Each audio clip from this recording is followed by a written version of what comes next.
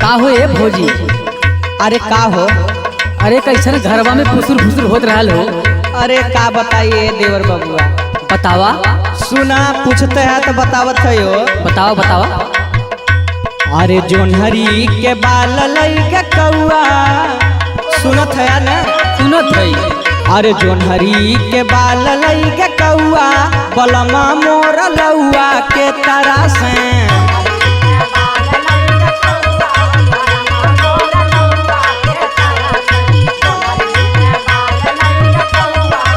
सुनत है ना? सुनत है। ओ बलमा मोर लौआ बलमा मोर लौआ बलमा मोर लौआ के तरह से जोनहरी के बाल लइका कौआ बलमा मोर लौआ के तरह से।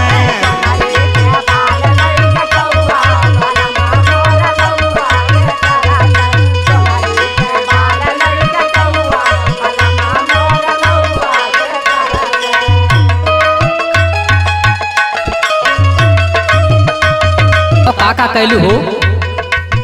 गेहूँ भुजवली हो चाउर भुजवली। अरे कुल काली गली भुजाई के लिए कैली हो। अच्छा अच्छा। अरे तोहार भैया तो कैसन बाटन हो। ओहो। हो गेहूँ भुजवली हो चाउर। अरे तबो मुहा फूल के बैठ कौआ तबो मुहा फूल के बैठ कौआ बलमा मोर लौआ के तरह से।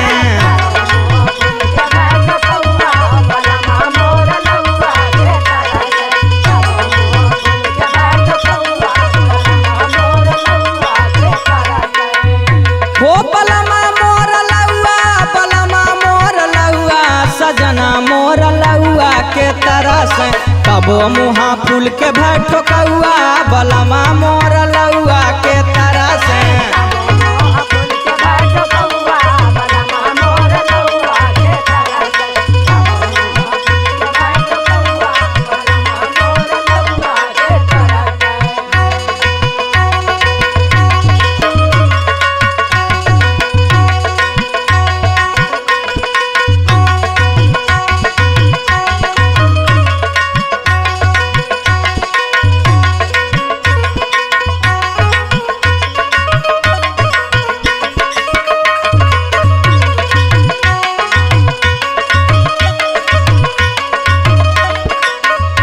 और सुनावा।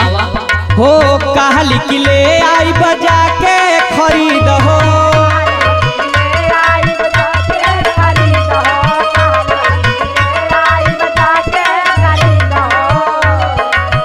मान न बात राजा करे लजीद हो।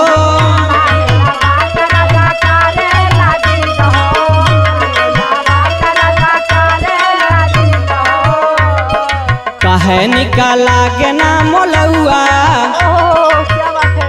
अरे कहे निकाला के ना मोलौआ बलमा मोर लौआ के तरह से।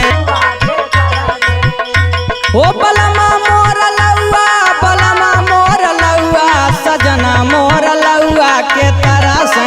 कहे निकाला के ना मोलौआ बलमा मोर लौआ के तरह से।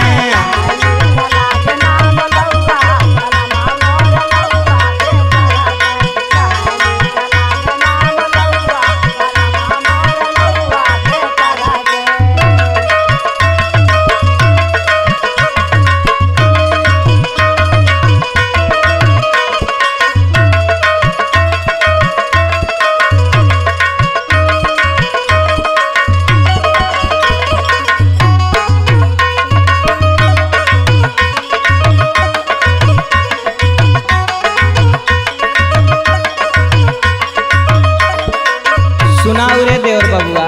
सुनावा हो भौजी। कहली कि चला मुन्ना के भेज के मंगा ले, लेकिन तबो देखा इनकर हाल। अरे तो उनके भेज दे तू राम अवध के। मुन्ना मतलबी से कह के मंगाईब।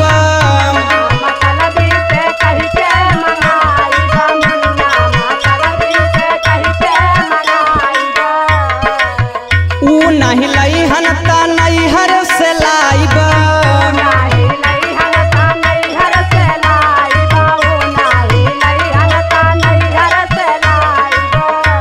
अरे तबो पिया करे ना कलेउआ, क्या बात है। अरे तबो पिया करे ना कलेउआ, बलमा मोर